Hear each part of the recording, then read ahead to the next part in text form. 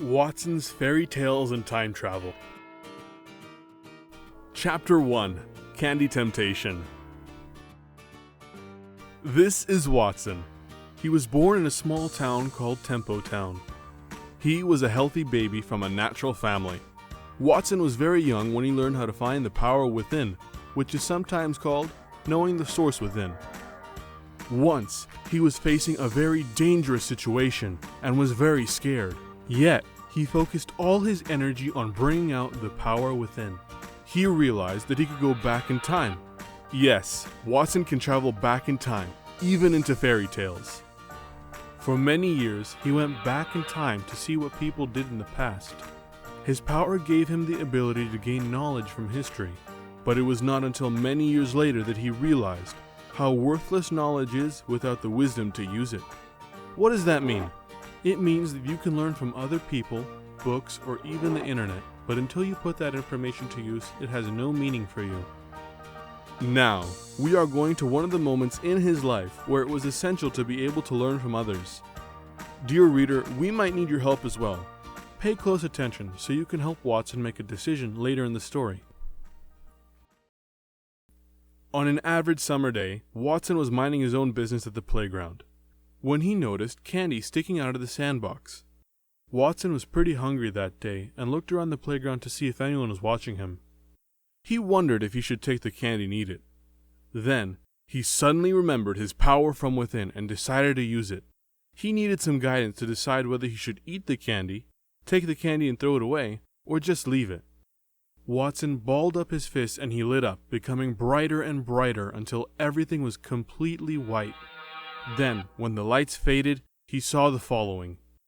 2 kids were standing in the forest.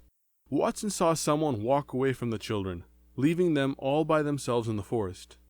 "Hans, why are we here?" "I don't know, Greta." "Hans!" "Yes?" "Did you leave pebbles on the path like you did last night?" "No, I couldn't get more pebbles last night, but I left my bread on the pathway." "Oh no, the bread is gone! The birds must have eaten it. What should we do, Hans?"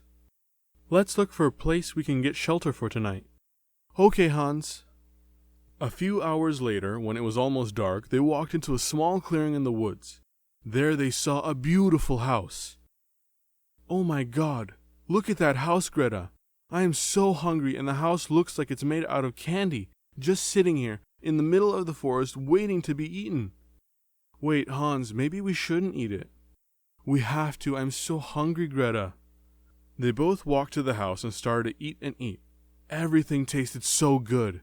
Suddenly, an old lady opened the door. "Is someone nipping at my house?" she asked. The children both nodded their heads. She'd asked them if they'd like to come inside to have more sweets and food. Once they had eaten as much as they could, they both fell asleep, happy, warm, and with bellies full of sweets. The next day, Hans woke up in a small cage. "Help! Greta, help me!" he cried. The lovely old lady from yesterday revealed herself to be an evil witch. She started to force-feed Hans to get some meat on his bones. She was planning on eating him. Dear reader, do you think that we can somehow help Hans and Greta? Maybe in just a minute you will be able to assist them. A few days later, the witch finally decided that Hans was ready. Or maybe she was just impatient and hungry.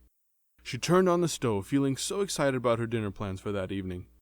Very soon, the witch got impatient, and she yelled at Greta to turn up the stove. What Greta did not know was that the witch had decided to cook Greta first.